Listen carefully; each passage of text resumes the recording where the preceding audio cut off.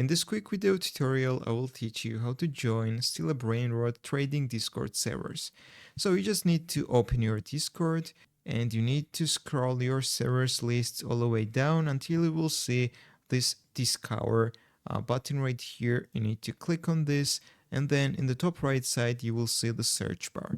And you need to write this text in the search bar, Still a Brainrot trading, and click on the search button. You will see a lot of Still a Brainrot trading servers. Some of them have got less members, some of them have got a lot of members, thousands of members, thousands of people in online. So you need to choose the server you want.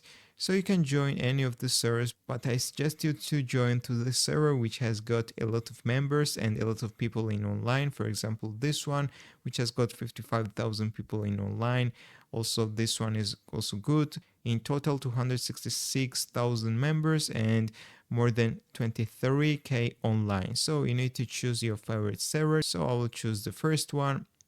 And when you open the server, you will see this button at the top, join a Still a Brainrot trading server. So just click on this and you will join the server. So that's all I wanted to show you in this short video tutorial. If this video was helpful for you, don't forget click the like buttons and don't forget subscribe.